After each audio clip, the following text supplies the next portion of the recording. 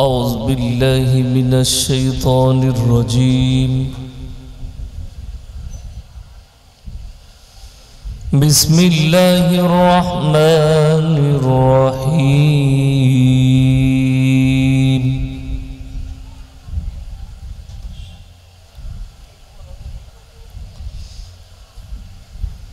إذا السماء انفطرت وإذا الكواكب انتثرت وإذا البحار فجرت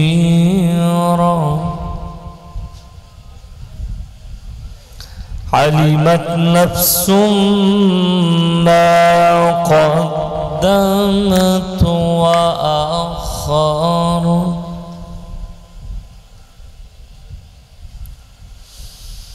يا أيها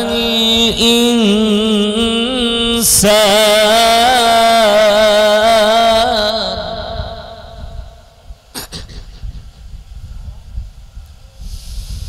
يا أيها الإنسان ما غرك بربك الكريم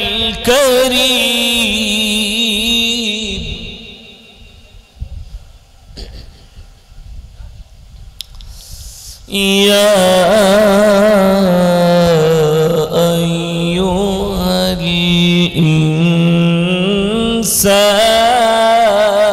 الإنسان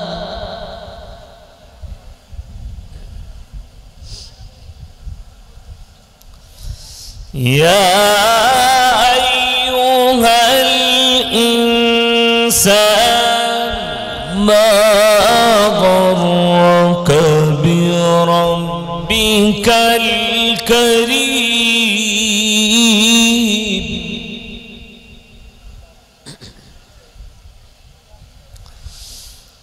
الذي خلقك فسواك فعدلك في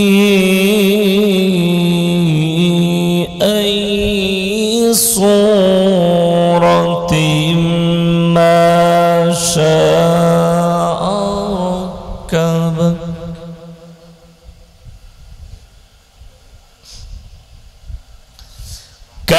كلا بل تكذبون بالدين وإن عليكم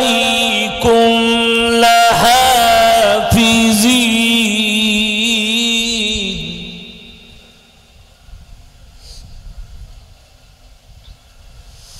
كراما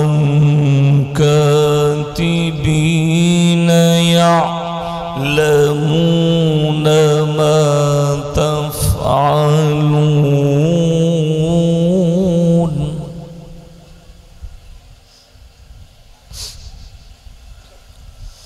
الله أكبر بسم الله الرحمن الرحيم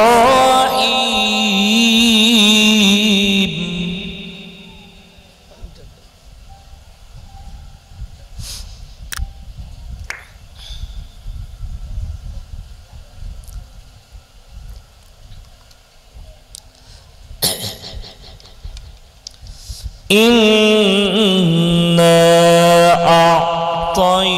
أعطيناك الكوثر فصل لربك وانحر فصل لربك وانحر إنا أعطيناك الكوثر فصل لربك وانحر إن شانيك هو الأبتر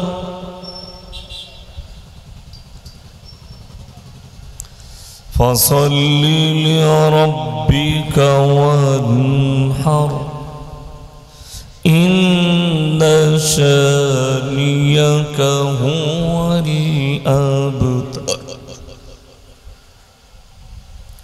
إن شانئك هو الأبتر صدق الله العظيم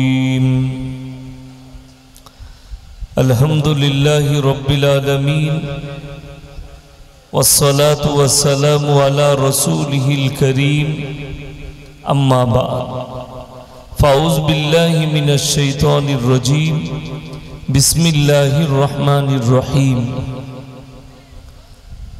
اقرأ باسم ربك الذي خلق خلق الإنسان من علق اقرأ وربك الأكرم الذي علم بالقلم علم الإنسان ما لم يعلم وإلى مدين آخر فأعوذ بالله من الشيطان الرجيم بسم الله الرحمن الرحيم قل اللهم مالك الملك تؤتي الملك من تشاء وتنزع الملك ممن تشاء وتعز من تشاء وتذل من تشاء بيدك الخير إنك على كل شيء قدير إلى آخر الآية خيركم من تعلم القرآن علمه كما قال عليه الصلاة والتسليم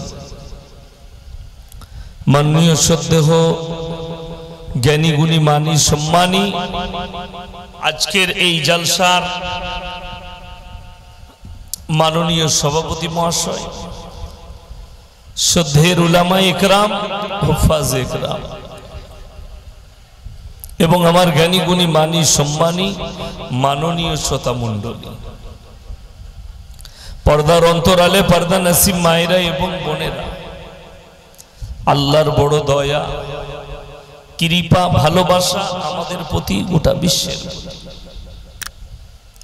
সবাই আল্লাহর শুকর আদায় করে হৃদয় থেকে বলি আলহামদুলিল্লাহ তারপরে পরে বিশ্ব নবী জানাবে মুহাম্মাদুর রাসূলুল্লাহ সকলে বলুন সাল্লাল্লাহু আলাইহি ওয়াসাল্লাম তিনার প্রতি শত কোটি দরুদ বর্ষিত হোক বলুন আমিন সুম্মা আমিন সবাই একবার দরুদ ইব্রাহিম পাঠ করি আল্লাহুম্মা সাল্লি আলা মুহাম্মাদিন ওয়া আলা আলি মুহাম্মাদ কামা সাল্লাইতা আলা ইব্রাহিম ওয়া আলা আলি ইব্রাহিম ইন্নাকা হামিদুম মাজিদ আল্লাহুম্মা বারিক আলা মুহাম্মাদিন ওয়া আলা আলি মুহাম্মাদ কামা বারাকতা আলা ইব্রাহিম ওয়া আলা আলি ইব্রাহিম ইন্নাকা হামিদুম মাজিদ গুটি কয়েক কথা আলোচনা করব আল্লাহ আমাদের সকলকে আমলের তৌফিক দান করুক বলুন আল্লাহুম্মা আমিন ইসলাম হচ্ছে পরিষ্কার পরিচ্ছন্ন সুন্দর এবং উদারতায় পরিপূর্ণ ইসলামে বাড়াবাড়ি নেই মারামারি নেই কাটাকাটি নেই ঝামেলা নেই ঝঞ্ঝট নেই আজকে বর্তমানে বিশ্বের মুসলিমের অবস্থা পরিপ্রেক্ষিতে আমি কিছু কথা আলোচনা করব পৃথিবীতে দুটো বৃহত্তম ধর্ম এক নম্বর বৃহত্তম ধর্মের নাম হচ্ছে খ্রিস্টান দ্বিতীয় হচ্ছে ইসলাম যে ধর্মের মানুষ সবথেকে বেশি আছে সেটা হচ্ছে খ্রিস্টান দ্বিতীয় যে ধর্মের মানুষ বেশি পৃথিবীতে বাস করে সেটা হচ্ছে ইসলাম ভারতবর্ষে কম বেশি 40 কোটি মুসলমান আছে আর গোটা পৃথিবীর সমীক্ষা হচ্ছে গোটা পৃথিবী জুড়ে 240 কোটি মুসলমান আছে তার মধ্যে 40 কোটি ভারতে পৃথিবীর 48টা রাষ্ট্র আছে ইসলামিক রাষ্ট্র যাদের কাছে শাসন ক্ষমতা আছে ইসলামের হাতে মুসলিমের হাতে এখন গোটা বিশ্বের মুসলিমরা বিচলিত যে ইহুদি মাত্র 1 কোটি আছে গোটা পৃথিবী জুড়ে 60 থেকে 70 লাখ ইহুদি ইসরায়েলে আছে ইসরায়েল বলে পৃথিবীতে কোনো দেশ ছিল না। ইসরায়েল হচ্ছে ওই জায়গাটা, যে জায়গাটা গাজা ফিলিস্তিন বলছে। ফিলিস্তিনটার নামই তারা নাম দিয়েছে ইসরায়েল। হিটলার ইহুদিদিকে হত্যা করেছিল, 60 লাখ ইহুদিকে গ্যাস চেম্বারে ভরে মেরেছিল হিটলার। এবং সে লাস্ট বক্তব্য দিয়ে গিয়েছিল যে যারা পানাহ দিচ্ছে তাদেরকে জায়গা কে দিয়েছে? আরব দুনিয়াগুলো। বেচারারা মারা যাবে, এই মরুভূমিতেই ওদিকে একটু বসতে দাও, এই জায়গাটা একটু দাও, ওদিকে পড়ে আছে, ওরা যেন বাঁচে এখানে তাবু খেঁচিয়ে। তো তাদেরকে স্থান দেওয়া হলো, মুসলিম রাষ্ট্রগুলো সই করলো, দাও থাকতে দাও, নাহলে হিটলার মেরে দিবে। সেই যুগে হিটলার বলেছিল যে আমি চলে যাচ্ছি, আমি মরে যাব, গোটা বিশ্বের মানুষ দেখতে পাবে এবং জানতে পারবে যে আমি কেন ইহুদিদিকে হত্যা করেছিলাম। হিটলার বলেছে ইহুদি এমন একটা জাতি যাদের সঙ্গে, ইহুদিদের সঙ্গে যারা মহব্বত করবে তাদের সঙ্গেই বিশ্বাসঘাতকতা করবে তারা। ইহুদি এমন একটা নিকৃষ্ট জাতি। কোরআনে এদের জন্য স্পষ্ট আল্লাহ বলে দিয়েছে, স্পষ্ট ইহুদিদের জন্য, ইহুদি এবং নাসারা হচ্ছে মুসলমানের চিরশত্রু। এটা কোরআন। সূরা ফাতিহায় আছে গায়রিল মাগযুবি আলাইহিম ওয়ালাদ-দাল্লিন। মাগজুম মানে ইহুদি, দল্লিন মানে নাসারা। এই দুটো দলই আল্লাহর কাছে পদভ্রষ্ট এবং এদের যারা অনুসারী হবে তারাও পদভ্রষ্ট হবে। এটা কোরআন। ইহুদিরা পদভ্রষ্ট, নাসারারা পদভ্রষ্ট। পৃথিবীর সবথেকে বড় ইসলামের দুশমন এটা হচ্ছে ইহুদি। এখন মুসলমান পেচপা কি করে হলো, পেঁচিয়ে কি করে গেল? আল্লাহর হাবিব সাল্লাল্লাহু আলাইহি সাল্লাম একা মেহনত শুরু করেছিল মক্কার বুকে। কজন ছিল? নবীকে আল্লাহ নবুয়ত দিলেন, তিনি একা আল্লাহর প্রচার শুরু করলেন, ইসলামের প্রচার শুরু করলেন। সেই যুগে এত বিরোধিতা হয়েছে। আজকে আপনাকে আমি ওইটাই বুঝিয়ে যাব। দেখুন, নবীজির জামানায় যে বিরোধিতা হয়েছে সেই বিরোধিতা আজকে নেই। একজন হাত তুলে বলুন এই 24 পরগনার মানুষ কোন গ্রামে মুসলমানদেরকে মসজিদে নামাজ পড়তে দেওয়া হয় না? কোন মসজিদ জানা আছে আপনাদের? কথা বলে না, জানা নাই। সব মসজিদই নামাজ হয়, বরঞ্চ মুসলমান পড়তে আসে না। ঠিক কিনা? চার দোকান আড্ডা মারে। রমজান মাসে মসজিদে মুসল্লিতে জায়গা ছিল না। ঠিক বললাম না ভুল বললাম? এখন কিন্তু সে মাল কটাকে আর খুঁজে পাওয়া যাচ্ছে না। কোথায় গেল? রোজাও শেষ, সে নামাজিও শেষ, খুঁজে পাওয়া যাচ্ছে না। তাহলে আপনাকে জানতে হবে এই নামাজিগুলোকে কে বাধা দিল যে নামাজ পড়িস না? কোন অমুসলিম ভাই বাধা দিয়েছে? কোন প্রশাসন বাধা দিয়েছে? কেউ বাধা দেয়নি, কিন্তু নামাজ পড়ে না। নবীজি সাল্লাল্লাহু আলাইহি সাল্লামের যুগে বাধা ছিল, অত্যাচার ছিল। কোরআন শুনেলেন, একটা কোরআনে আয়াত শোনাই। আল্লাহর হাবিব সাল্লাল্লাহু আলাইহি সাল্লাম কাবা ঘরে কোরআন পড়ছেন। কোথায় বললাম? কাবা ঘরের ভেতরে কোরআন পড়ছেন। বেঈমান কাফেররা যখন দেখলে নবীজি কোরআন পড়ছে, তো চারিদিকে বেঈমান কাফের অনেকজন শুনতে যাচ্ছে, কি পড়ছে দেখি, কি বলছে নবীজি দেখি, ওনার ভাষাগুলো কি ভাষা বলছেন, মানুষকে কি জ্ঞান দিচ্ছেন ওটা শুনি। অনেক মানুষ শুনছে। বেঈমান কাফেররা বাইরেতে মেহনত শুরু করলো। আল্লাহ আয়াত পালালেন নবীজির কাছে, শোনো বেঈমান কাফেররা তোমার জন্য কি বলে। ওয়াকাল আল্লাযীনা কাফারু লা তাসমাউ লিহাযাল কুরআন ওয়ালগাউ ফীহি লাআল্লাকুম তাগলিবুন। কোরআন, হে নবী, বেঈমান কাফেররা বলে নবী যে কোরআন আবৃত্তি করে সে কোরআন তোমরা শ্রবণ করো না, হাততালি মারো আর কানেতে আঙ্গুল দাও, কিন্তু নবীজি যে কোরআন পড়ে সে কোরআন তোমরা শোনো না, নবীজির ভাষা শোনো না। আল্লাহর কসম, তারপরও ইসলামকে রুখতে পারেনি, গোটা পৃথিবীতে প্রচার হয়েছে। জোরে বলুন সুবহানাল্লাহ। গোটা পৃথিবী একটা মানুষের মেহনতে আজকে 240 কোটি মুসলমান, একটা মানুষ কুরবানি করেছেন, একটা থেকে দুটো, দুটো থেকে তিনটে, তিনটে থেকে চারটা। ইসলামের বিজয়গুলো যদি ইতিহাসগুলো খুলেন, চোখ দিয়ে পানি পড়বে বিজয়গুলো কিভাবে এসেছে। আল্লাহ নবী সাহাবী 313 জন সাহাবী, একদিকে 1000-এর বেশি বেঈমান কাফির। সাহাবীরা বললেন, ইয়া রাসূলুল্লাহ, আমাদের কাছে অস্ত্রও কম, সৈন্যও কম। আল্লাহ বললেন, হে নবী, তুমি তোমার সাহাবীদিকে বলো তাওয়াক্কালতু আলাল্লাহ, আল্লাহর উপরে বিশ্বাস স্থাপন করতে, আমি আল্লাহই যথেষ্ট। 313 জন সাহাবী ঈমান আর ইয়াকিন আর বিশ্বাসের সঙ্গে যুদ্ধের ময়দানে নেমেছে, আল্লাহ তাদেরকে জয়লাভ করিয়েছেন। জোরে বলুন সুবহানাল্লাহ। তাদের থেকে 3 ডবল সৈন্য বেঈমান কাফেরের কাছে, কিন্তু তাদের সামনে টিকে দাঁড়িয়ে থাকতে পারেনি। আল্লাহ বিজয় দিয়েছেন ইয়াকিন আর বিশ্বাসের উপরে আর ঈমানের মজবুতির উপরে। আজকে মুসলমানের ঈমানের মজবুতি, এটাই আলোচনা করব। আমি নিজেকে মুসলমান বলছি, তাইলে আমার মধ্যে নামাজ নাই কেন? আমি নিজেকে মুসলমান বলছি, রাসূল সাল্লাল্লাহু আলাইহি সাল্লামের আখলাক চরিত্র আমার মধ্যে নেই কেন?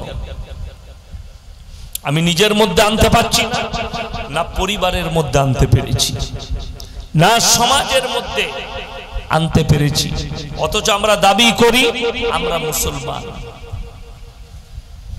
গরুর মাংস খেয়ে যদি মুসলমান হওয়া যেত, ভারতের সবথেকে দামি মুসলমান হতো ফিল্মের আর্টিস্ট ঋষি কাপুর। সে ডাইরেক্ট মিডিয়ার সামনে বলেছে, প্রত্যেকদিন ডিনারে আমার প্লেটে, আমার খাবারে গরুর মাংস থাকে। মারা গেছে তো সে যখন প্রত্যেকদিন গরুর মাংস খেয়েছে, তাহলে সেও মুসলমান। গরুর মাংস খেলে মুসলমান হওয়া যায় না, টুপি লাগালে মুসলমান হওয়া যায় না, মসজিদে গিয়ে মাথা ঠুকলে মুসলমান হওয়া যায় না। আপনি তো আপনার গ্রামের মসজিদে মাথা ঠুকছেন। এমন এমন হারামখোরের নাম করব, তারা কাবা ঘরে গিয়ে মাথা ঠুকে আসছে, অথচ তারা মুশরিক। গায়ে লাগবে অনেক। আমাদের যারা যুবক আছে, বাবাজিরা লয়, অনেক যুবক আছে শাহরুখ খানের ভক্ত আছে। শাহরুখ খান উমরা করতে গেল, কাবা ঘরে মাথা ঠুকে এলো, ঘুরে এসে আবার কোন মন্দিরে পুজো দিতে গেল। আপনি তাকে মুসলমান ভাবেন, আমার মতো মৌলবীর খাতায় সে মুশরিক। আমার মতো মৌলবীর বিচারে ফতোয়ায় শাহরুখ খান মুশরিক। সালমান খানের পরিবার কখনো টুপি লাগায়, কখনো মসজিদে গিয়ে মাথা ঠুকে, কখনো মন্দিরে গিয়ে তার বাড়িতে গণেশের পুজো হয়, তাকে আপনারা মুসলিম ভাবেন। ইসলাম স্বীকৃতি দেয় না। আমি কোরআন শোনাবো, আপনাদের দিমাগ ফেটে যাবে যে আমরা কাকে মুসলমানের খাতায় ধরে রেখেছি। কোরআন খুলে সূরা বাকারা, পূব কিংবা পশ্চিম দিকে মাথা ঠোকাটা ম্যাটার নয়, উত্তর কিংবা দক্ষিণে মাথা ঠোকাটা ম্যাটার নয়। পৃথিবীর যারা নাস্তিক আছে, নাস্তিক বাদ দিয়ে সবাই মাথা ঠুকে, নাস্তিক ছাড়া সবাই মাথা ঠুকে। কেউ গাছের নিচে, কেউ কবরের কাছে, কেউ ঠাকুরের কাছে, কেউ অগ্নির কাছে, কেউ সূর্যের, কেউ চন্দ্রের কাছে, কেউ পূবে, কেউ পশ্চিমে, কেউ উত্তরে, কেউ দক্ষিণে, কেউ গাছের নিচে। ওই জন্য আমার আল্লাহ কোরআনে এই ম্যাটারটাই রাখেনি। এই ম্যাটার রাখেনি। কেন রাখেনি? শুনেলেন কোরআন, লাইসাল বিররা আন তুওয়াল্লু বুজুহাকুম কিবালাল মাশরিকি ওয়াল মাগরিব ওয়ালাকিন্নাল বিররা মান আমানা বিল্লাহ। হে নবী, পূব কিংবা পশ্চিম দিকে মাথা ঠোকার নাম ঈমান নয়, প্রকৃত ঈমানের নাম হচ্ছে মান আমানা বিল্লাহ, আল্লাহর উপরে বিশ্বাস আর ইয়াকিন। এক নম্বর, ওয়াল ইয়াউমিল আখির, আমার পরকালের প্রতি, ওয়াল মালাইকাতি আমার ফেরেশতাদের প্রতি, ওয়াল কিতাবি আমার আসমানি কিতাবের প্রতি, ওয়ান নবিয়্যিন আর যতগুলো নবী পয়গম্বর পাঠিয়েছি এদের উপরে বিশ্বাস আনার নাম হচ্ছে ঈমান। এই পাঁচটা জিনিস আপনাকে বিশ্বাসও করতে হবে, মানতেও হবে। তারপরে যদি আপনি সিজদা করেন, এই পার্সোনাল প্রপার্টি আল্লাহ ছাড়া কারোর সামনে নত হবে না। এটার নাম শরীয়ত, এটার নাম ইসলাম। আপনি ছেলে খেলা ভেবেছেন আপনি মন চাই জিন্দেগি করবেন না। আপনার জিন্দেগি মন চাই নয়, একজন মুসলমানের জিন্দেগি মন চাই জিন্দেগি হবে না, রব চাই জিন্দেগি হবে। আল্লাহ এবং রাসূল সাল্লাল্লাহু আলাইহি সাল্লামের আখলাক চরিত্রের উপরে তোমার চলার রাস্তা হবে। বেঈমান কাফেরের চলার রাস্তাটা তোমার রাস্তা নয়। তোমার হাদিস জানা নাই না তুমি জানতে চাও। আল্লাহর হাবিব সাল্লাল্লাহু আলাইহি সাল্লাম বলেছেন, হে আমার সাহাবীরা বলো, যার জীবনে নামাজ নাই তার মধ্যে ইসলাম নেই। আপনি রমজান মাসের গুরুত্ব বুঝলেন আর 5 ওয়াক্ত নামাজ ফরজ এটা বুঝেন না। যতজন এখানে মুসলমান বসেছেন যারা আসেননি সকলে জানে প্রত্যেকটা মুসলমান নরনারীর জন্য দ্বীনি ইলম হাসিল করা ফরজ। ঠিক কি না কথা বলেন? এই গ্রামের কথা বলছি, জেলার কথা থানার কথা পরে বলবো। এই গ্রামের কথায় যতগুলো মুসলমান আছে সমীক্ষা করা হলে 100 জনের মধ্যে 98 জনের কাছে দ্বীনি ইলম নাই। দ্বীনি ইলম মানে কি? মৌলবি হতে হবে না, মুহাদ্দিস হতে হবে না, হাফেজকারী হতে হবে না। দ্বীনি ইলম মানে অতটা হাসিল করতে হবে যতটা করলে আপনি হারাম হালালটা বেঁচে চলতে পারেন, দ্বীন আর বদ্দীন চিনতে পারেন, শিরক আর বেদাত চিনতে পারেন, কুফরি চিনতে পারেন। বেঈমান কাফেররা যে জাল আপনার উপরে ছুড়ছে সেই জালটা যেন আপনি আপনার চোখের দ্বারা, ঈমানি চোখের দ্বারা, ইলমের দ্বারা দেখতে পান। অতটাই কোথায় হাসিল করব সেই জায়গায়ও আছে, কোথায় আলেমের কাছে উঠা বসা করে হোক, কোন মাদ্রাসায় পড়াশোনা করে হোক, তা না হলে বড় আলেমের লেখা বই পড়ে হোক, অতটা ইলম আপনাকে হাসিল করতে হবে। মুসলমান হারাম হালাল চিনেন, দ্বীন বদ্দীন চিনেন। আপনাকে বুঝিয়ে দিই মুসলমান কতটা হারাম হালাল চিনেছে। আপনাদের গোটা কলকাতায় 24 পরগনায়, আমার বর্ধমানের আর বীরভূমের বালি আসে। ঠিক বলছি না ভুল বলছি? বালি কোথাকার? বর্ধমানে দামোদর নদী, অজয় নদীর বালি আর দামোদর নদীর বালি। সব থেকে দামি বালির ঘাটটা আমার বাড়ির পাশে, সিল্লার ঘাটের বালি। প্রত্যেক দিন হাজার হাজার গাড়ি লোড হচ্ছে, কলকাতা 24 পরগনায় চলে আসছে বালিগুলো। মুসলমান ছেলে গাড়ি চালায়, ট্রাক চালায়, হাই রোডে দাঁড়িয়েছে, হোটেলে ঢুকিয়ে 1 বোতল মদ টেনে দিল, তারপরে বলছে মুরগির গোশ আর রুটি নিয়ে আই ভাই। হোটেলের কর্মচারী বেচারা মুরগির গোশ আর রুটি এনেছে, তখন জিজ্ঞেস করছে মুরগিটা জবাই না কাটা। সে হারাম করকে জুতো করে মারতে আছে না? আচ্ছা, মদ খাওয়া কি হারাম? কাটা মাংস খাওয়া কি হারাম? দুটোই হারাম। ই মনে করেছে মদটা খাওয়া হারাম, মদটা খাওয়া যাবে, বাকি মুরগিটা খাওয়া যাবে না, মুরগিটা জবাই খেতে হবে। এই মুসলমানের হাল বলছি, বড় কষ্ট লাগে।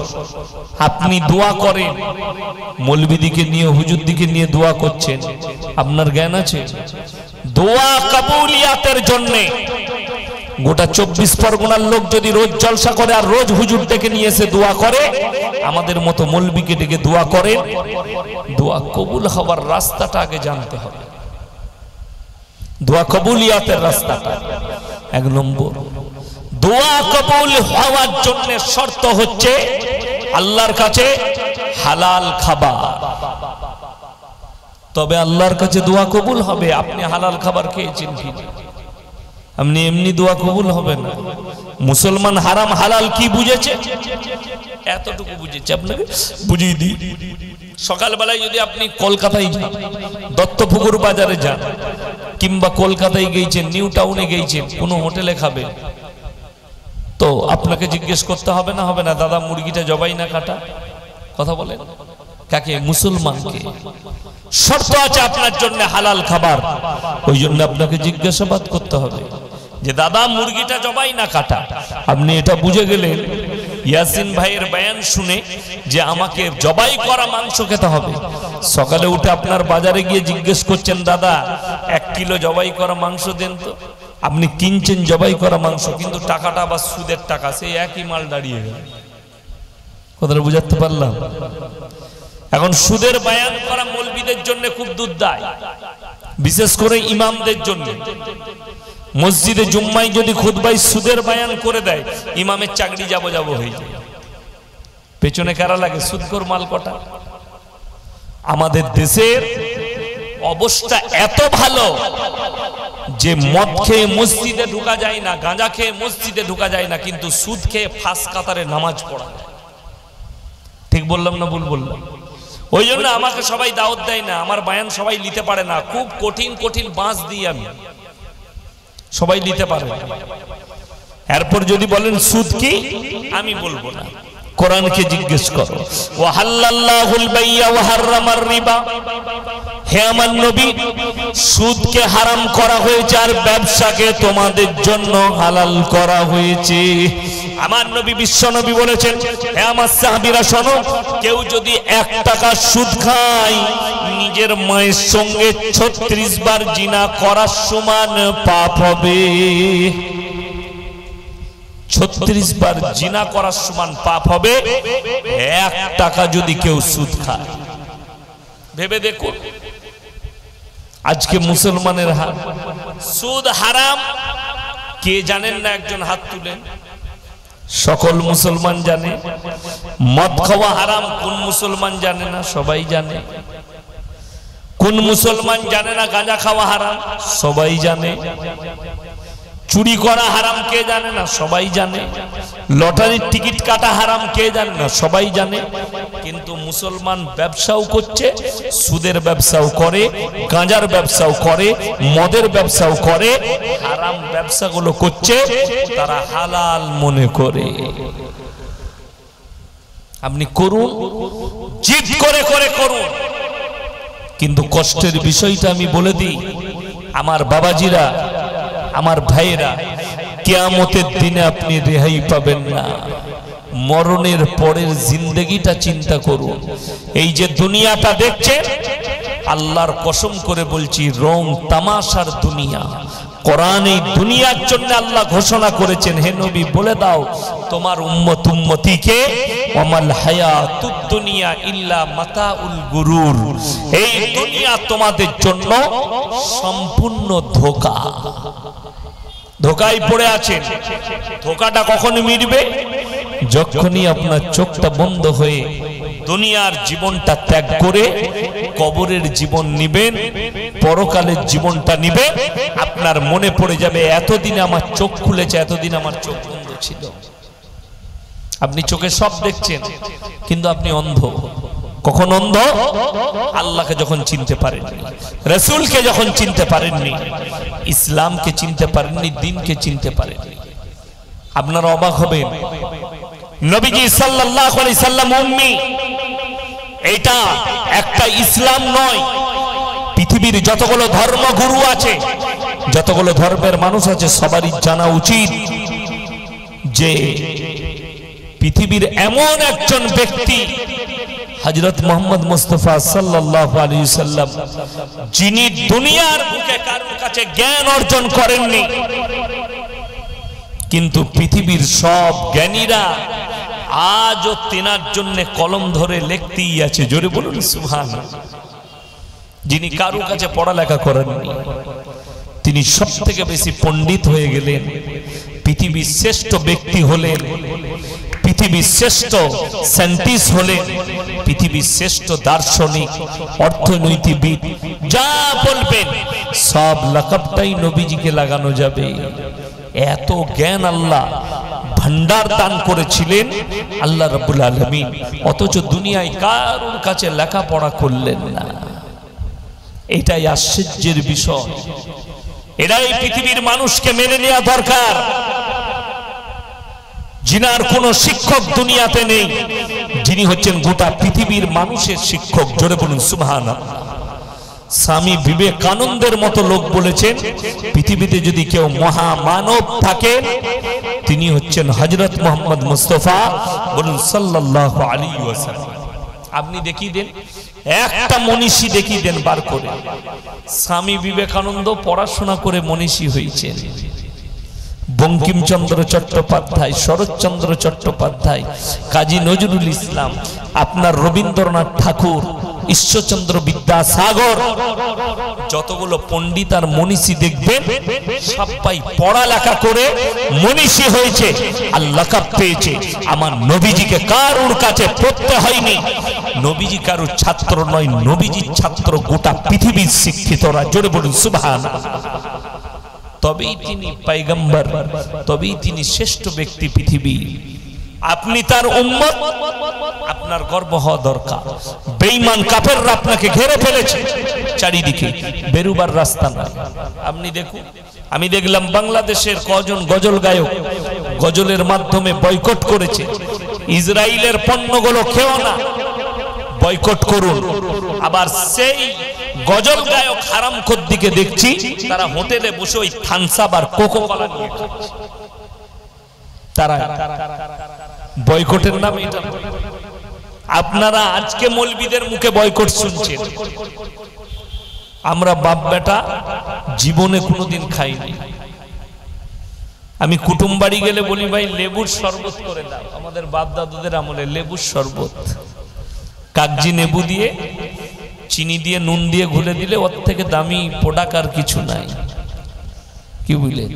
তো তুমি থামস আপ কোকো কোলা নিজে বয়কট করতে পারো না, লোককে বয়কটের ডাক দিচ্ছ। শুনেলেন এই 90 লাখ ইহুদি, তারা পরমাণু দ্বারার অস্ত্রের দ্বারা পৃথিবীর মাথার উপরে বসেনি, তারা যদি বসেছে কলমের দ্বারা বসেছে। আর আমার আল্লাহ কোরআনে বললেন আল্লামা বিল কলম, হে নবী আমি কলমের সাহায্যে শিক্ষা দিয়েছি। আপনার জানা নাই যারা শিক্ষিত আছেন এখানে যদি কোনো ডাক্তার, মাস্টার, প্রফেসর, ইঞ্জিনিয়ার থাকেন, ইতিহাসবিদ থাকেন, যে স্টুডেন্টরা ইতিহাস নিয়ে পড়ছো, একজন বাপের বেটা থাকলে দাঁড়িয়ে বলুন পৃথিবীর প্রথম সভ্যতার নাম কি? পৃথিবীর প্রথম সভ্যতার নাম কি বলুন? আমি এক্ষুনি 100 টাকা মিষ্টি খেতে দেব। পৃথিবীর প্রথম সভ্যতার নাম অনেকে জানে না। একটা বিশ্বকোষ বলে একটা বই আছে, আজকের বই নয়। বইটা যদি একটু বেশি ঘেঁটে দেওয়া হয় বইটা ছেড়ে পড়ে যাবে। আমার বাড়িতে রাখা আছে, আমার লাইব্রেরিতে। বইটার নাম হচ্ছে বিশ্বকোষ। গোটা পৃথিবীর ইতিহাস লেখা আছে, বিভিন্ন রকমের ইতিহাস। সেইখানে পড়লাম সেই বইটা কোনো মুসলিম সম্রাট লেখেনি, সেই বইটা কোনো বাদশা রাজা, মুসলিম রাজা বাদশা লেখেনি, কোনো মুসলিম মনীষী লেখেনি।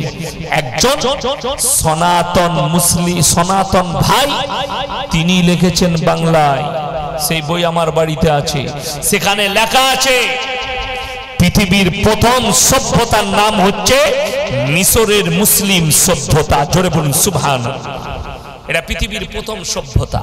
পৃথিবীর দ্বিতীয় সভ্যতার নাম স্পেনের মুসলিম সভ্যতা। আজকে যে স্পেনটা খ্রিস্টান নাসারাদের দেশ দেখছেন, ওটা কোনো খ্রিস্টানদের, নাসারাদের, ইহুদিদের দেশ ছিল না। ওই দেশটা ছিল মুসলিম রাষ্ট্র। মুসলমানদের গণহত্যা চালানো হয়েছে 1 এপ্রিল এবং ওই দেশটাকে দখল করা হয়েছে।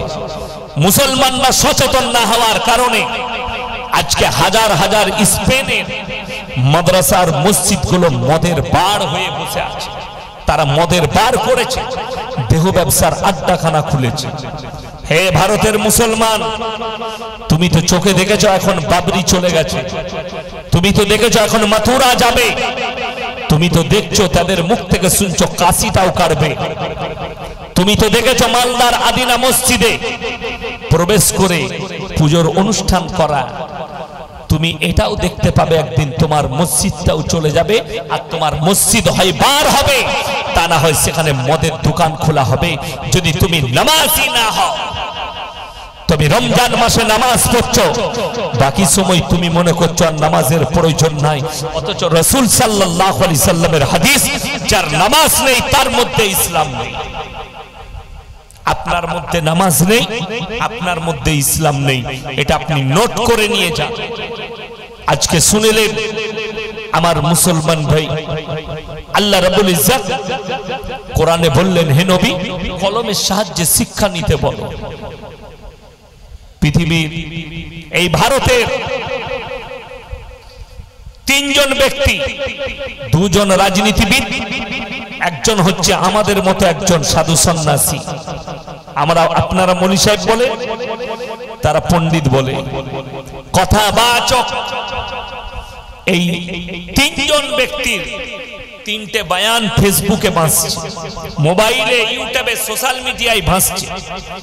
একজন বললে কথাবাচক, তার নাম হচ্ছে ছোটে দাজ্জাল, বাগেশ্বর ধাম বাবা। তিনি মানুষের সামনে বয়ান দিচ্ছে, मेरे भाई आप लोग अपने अपने घर में तमंचा रखो, हथियार रखो, काटने के लिए काम आएगी। এটা একজনের ভাষণ। দ্বিতীয় নম্বর যে বলছে, তিনি যে কোনো পার্টির একজন নেত্রী, আমি কোন দল নাম করব না যেহেতু আমি রাজনৈতিক বক্তা নয়, তবে আমাদের রাজ্যের মানুষ নয়, তিনি বক্তব্যে বলছেন, নেত্রী कि मेरे माँ और बहन अपने घर में हथियार रखो, अगर ना हो तो कम से कम एक सब्जी काटने वाला चाकू भी रख लो, किसी को काटने के लिए काम आएगी। তৃতীয় যে ব্যক্তি বয়ান করছেন, তিনার বাড়ি হায়দ্রাবাদে, তিনিও একজন রাজনীতিবিদ। তিনি বলছে, তিনার সামনে মুসলিম যুবকরা বসে আছে, তিনি বললেন, मेरे भाई तुम लोग के पास किसके किसके पास कलम है, हाथ उठाओ। सबाई हाथ तुल्ले, हमारे पास कलम है, हमारे पास। बोले किसके किसके पास कलम नहीं है, हाथ उठाओ। যাদের কাছে কলম নেই তারাও হাত তুললো। তিনি অনুরোধ করলেন, এ मेरे मुसलमान भाई, आपने जेब में कलम रखो, दुनिया तुम्हारे मुट्ठी पे होगी। जोरे बोलুন সুবহানাল্লাহ। আর আমার আল্লাহ বললেন, আল্লামা বিল কলম, কলমের সাহায্যে শিক্ষা অর্জন করো, দ্বীনি শিক্ষা নাও, পৃথিবী তোমার পেছনে ছুটতে শুরু করবে। পৃথিবী জানেন, আজকে যে মুসলমান বলছে আমি মডেলিং এর যুগ পেয়েছি, আজকে যে মুসলমান বলছে এই যুগ পরিবর্তন হয়েছে, তাই মডেলিং এর যুগ মেনে চলতে হবে, এটা আমার ভাষা নয়। একজন ফিল্মের আর্টিস্ট, তার নাম হচ্ছে জাফর জাফরি, জাফর জাফরি, মুসলিমদের ছেলে। সে একটা মজমায় বলছে, মুসলমান तू दुनिया का पीछे भाग रहा है, मैं कहता हूं तू 1400 साल पीछे चला जा, दुनिया तेरे पीछे भागेगी। जोरे बोलूं सुभान अल्लाह। मुसलमान तू दुनिया के पीछे भाग रहा है, और मैं कहता हूं तू 1400 साल पीछे चला जा और रसूल के अखलाक लेके आ, तो पूरा दुनिया तेरे पीछे भागेगी। जोरे बोलूं सुभान अल्लाह। মুসলমান তুমি 1400 বছর পেছনে গিয়ে নবীজির আখলাক নিয়ে এসো, চরিত্র নিয়ে এসো, তোমার জীবনে আর দাগ থাকবে না, এই দুনিয়া তোমার পেছনে ছুটবে। মানুষ সুদ খেয়ে বড় লোক হতে চায়, লটারি কেটে বড় লোক হতে চায়, মানুষ লোকের মেরে নিয়ে বড় লোক হতে চাইছে, টাকা সম্পদ করতে হবে। তারপরেও তুমি হচ্ছে সমাজের একজন ঘৃণিত লোক। লোকে বলবে সুদখোর, বলবে না? বলবে না। লোকে কি বলবে? লোকটা সুদখোর। আপনি ভাবতে পারেন, আপনাদের গ্রামে যদি কেউ 5 কোটি টাকার মালিক হয়, তার বাপ মরে গেলে জানাজার নামাজ কোনো নেতা পড়াবে না ইমাম পড়াবে? কথা বলে, ইমাম পড়াবে, তাই না? তো ইমাম যদি জানাজার নামাজ পড়ায়, ইমামের বেতন 5000, কিন্তু ইমাম সাহেব দিনের উপরে প্রতিষ্ঠিত থাকার কারণে এই কোটিপতিরাও ইমামের পেছনে আল্লাহ করে দিয়েছে। জোরে বলুন সুবহানাল্লাহ। আপনি ইমানদার হন। নবীজি সাল্লাল্লাহু আলাইহি সাল্লামের হাদিস, এই সুদখোর গাঁজাখোররা, এই লটারিওয়ালারা শোনো, কান খুলে শুনে যাও। তুমি মনে করছো লটারি বরকত পাবো, নবীজির হাদিস শোনো। আল্লাহর হাবিব বললেন, যারা আল্লাহর রাস্তায় দিনের পথে থাকবে, আল্লাহ মৃত্যুকাল পর্যন্ত তাদেরকে ইজ্জতের রুজি দান করবেন। জোরে বলুন সুবহানাল্লাহ। ইজ্জতের রুজি দান করবেন। বড় দুঃখের সঙ্গে বলছি আমার মুসলমান ভাই, আপনারা দুঃখ পাবেন না, আমি কেউকে আঘাত দেবার জন্য বলছি না। সমাজকে দেখে আমাদের উলামাদের আলেমদের কষ্ট হচ্ছে, পরিস্থিতি দেখে। আজকে ভেবে দেখুন কাকে আপনি গালি দিচ্ছেন। আল্লামা ইকবাল লিখে গেছে, ইস ঘর কো আগ লাগি ঘর কি চিরাগ। মুসলমান তোমরা নিজেদের ঘরে নিজের আগুন ধরিয়েছো। আপনি দেখো মুসলমানরা একটুতে বিচলিত হয়ে যায়। আমরা এই ভারতবর্ষে হিন্দু, মুসলিম, শিখ, ইসাই সব ধর্মের মানুষ বাস করি, এটা সেকুলার। বাবা আম্বেদকর লিখে গেছে সংবিধান, এবং লেখা হয়েছে এই ভারতে যারাই বাস করবে, যে ধর্মের মানুষ, নির্দ্বিধায় নিজের ধর্ম পালন করবে। বড় কষ্ট লাগে, আপনার মসজিদের পাশ দিয়ে হিন্দু ভাইরা ঠাকুর ভাসাতে গেছে ঢোল বাজিয়ে, ডিজে বাজিয়ে। আপনি থানায় অভিযোগ করছেন যে আমাদের পাড়ার হিন্দু ভাইরা আমাদের মসজিদের সামনে ডিজে বাজিয়ে গেছে, ডিজে বাজিয়ে ঠাকুর ভাসাতে গেছে, আমাদের কষ্ট হয়েছে। হায় রে মুসলমান, হিন্দু ভাইরা তাদের ধর্ম পালন করবে, তারা ঘন্টা বাজিয়ে, তারা ডিজে বাজিয়ে, তারা ড্যান্স করে তাদের ঠাকুর ভাসাতে গেলে তোমার যদি কষ্ট হয়, হায় রে হারামখোর মুসলমান, তুই তোর বেটা বিটির বিয়েতে গান বাজাস, তখন তোর কষ্ট হয় না? কথাটা বুঝাতে পারলাম? শুধু তাই নয়, আপনাকে কাগজ খুলে, মোবাইল খুলে দেখিয়ে দেবো, ঈদ উপলক্ষে বুগি বুগি ড্যান্স মুসলিমরা করেছে, ঈদ উপলক্ষে ফাংশন, ঈদ উপলক্ষে ড্যান্স হাঙ্গামা, ঈদ উপলক্ষে ফুলানে অনুষ্ঠান, ঈদ উপলক্ষে এই। কোন মৌলবি যদি এখানে স্টেজে এসে ফতোয়া দিতে পারে আমার সামনে যে ঈদ উপলক্ষে ড্যান্স করা জায়েজ আছে, ঈদ উপলক্ষে ডিজে বাজানো জায়েজ আছে, আমার বর্তমান টাউনে কম বেশি 40টার বেশি মসজিদ, কটা বললাম? 40-এর বেশি মসজিদ হবে বর্তমান টাউনে। এটা আমি কম বললাম, আমি আন্দাজ বলছি, আরো বেশি হতে পারে। তো বিশ্বাস করবেন না, বেশিরভাগ পাড়ায় মুসলিম যুবকরা যখন থেকে ঈদের চাঁদ উঠেছে, হারামখোরের আওলাদরা ডিজে বাজাচ্ছে। তখন কিন্তু আপনার কষ্ট হয়নি, আর মুসল্লিদেরও কষ্ট হয়নি। কেন?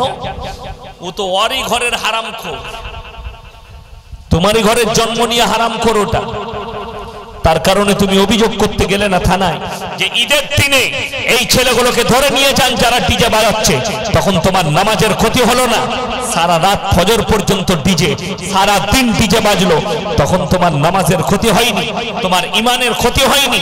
আর একজন অমুসলিম ভাই যার মধ্যে দ্বীনের জ্ঞান নেই, যে কোরআন হাদিসের জ্ঞান যার মধ্যে নেই, যে আমার রাসূলকে চিনে না, যে আমার আল্লাহকে চিনে না, সে নিজের ধর্ম পালন করছে, তোমার কষ্ট হয়ে গেল। তোমার বিবেককে জিজ্ঞেস করো। আজকে ম্যাক্সিমাম বিয়ে শাদীতে গান বাজনা ডিজে বাজানো হচ্ছে। আপনি প্রতিবাদ করতে পেরেছেন যে এই বিয়ে ঘরটা বয়কট করো গ্রামের মানুষ, আর ইমামকেও বিয়ে পড়াতে যেতে দেবো না, আপনি বয়কট করতে পারেননি। আপনি কিসের দাবি করছেন যে অমুসলিমদের গান বাজানোতে আপনার কষ্ট হয়েছে?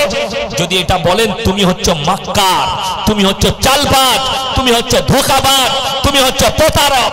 তোমাদের থেকে বড় প্রতারক আর কেউ নেই।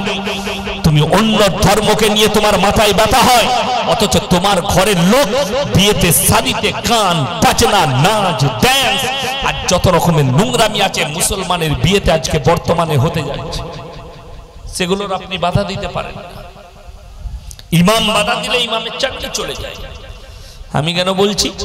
এখনই যদি কমিটির লোক বলে হুজুর আমরা ব্যথা পাচ্ছি, এসব কথা বলবেন না, আমার গাড়ি রেডি আছে, তুই তোর জলসা বুঝে আমি বাড়ি চেপে পালিয়ে যাবো।